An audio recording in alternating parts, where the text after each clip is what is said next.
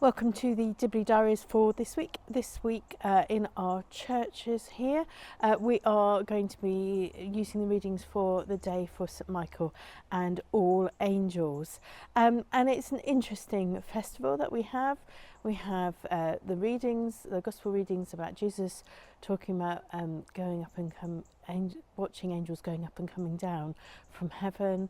And then there's the little bit about the war in heaven from Revelation as one of the other readings as well. So I wanted to think in the Rural Challenge something about what it means for us to believe in a supernatural faith. And what that can affect, how that can affect church communities. So in some church communities, if you have a problem, then you might have some people who will go, oh, we just need to pray about it. We just need to pray about it. That's all we need to do.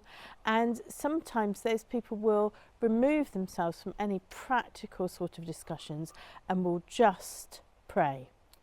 And then you have other people who will say, well, we need to do this and we need to do that and we need to do the other thing. And it's all a very practical list of things. Maybe sometimes ignoring the fact that Christianity is about this connection with an omniscient, omnipotent God who we can't understand. And so we have people on the very other extreme, the supremely practical people who are just saying, well, we need to do this and we need to do that, and who will maybe never think about praying about an issue that they have or an issue in the church, or indeed encouraging the church as a whole to pray about an issue. And this is a tension. And obviously sometimes some of the really practical people are actually really spiritual people as well, but they just don't want to talk about it because that is something that they were brought up not to do. So it can provide tension within a church community, not only about the kind of actual acceptance of what might be God's supernatural help and asking for God's supernatural help in a situation and being extremely practical, as well as actually this thing where people express their spirituality in very different ways. So and that can actually bring all sorts of judgment into a situation which isn't helpful. So I just wanted to talk about that because we're going to be thinking about supernatural things today and what that means.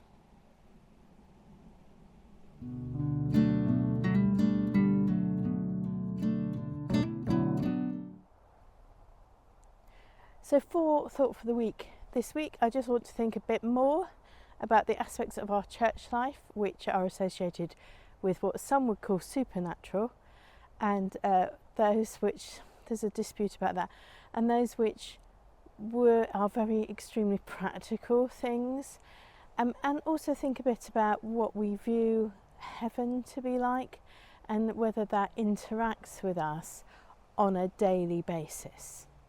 So one of the things that we're going to be thinking about this week is some of the aspects of Celtic Christianity, and there's a kind of understanding in Celtic Christianity that actually supernatural things are just natural things.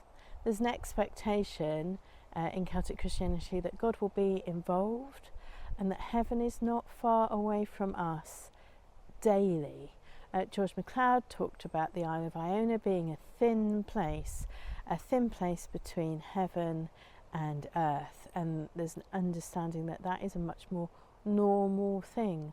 I don't know whether you think about heaven or the company of heaven very frequently yourself or in your church communities. What does that mean that we are joined together with the company of heaven? How does that affect us? I had a friend who was a Celt, and I remember we had this discussion about supernatural.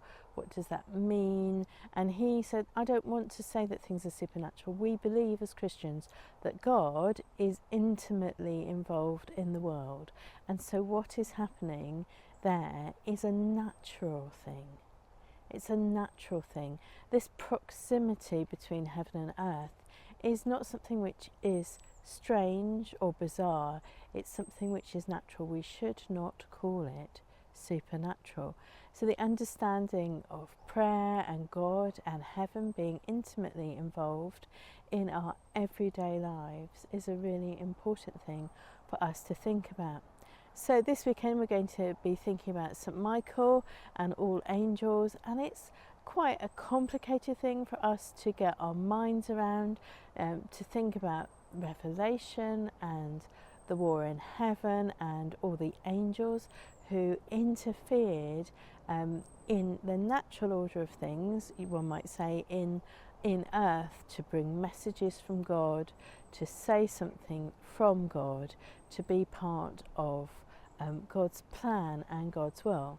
And shortly we'll come to Advent, and there will be lots of messages from angels in Advent, because God is doing something so extraordinary, and it's breaking through, and there's all sorts of poetry about heaven breaking through.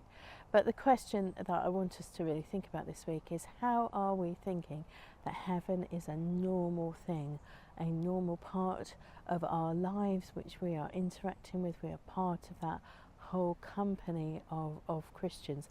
How does that affect us? How does that encourage us? How does that help us think about our lives here on earth?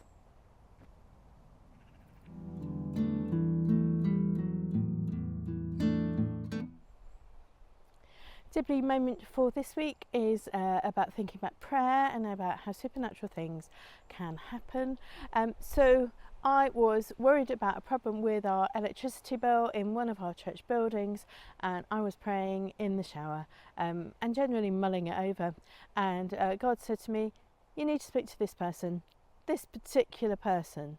So I got out of the shower once I was finished, got dried, spoke to the person who was dealing with the problem, who was friends with the other person whose name God had given me, and turned out that the person whose name God had given me had actually been working at some point in the legal department of an electricity company. So it was absolutely the person that we needed to help sort out our problems with the electricity bill. So that was an example of heaven really touching earth, of God really speaking to me, because I had no idea where that name came from. I just knew that God was saying that to me.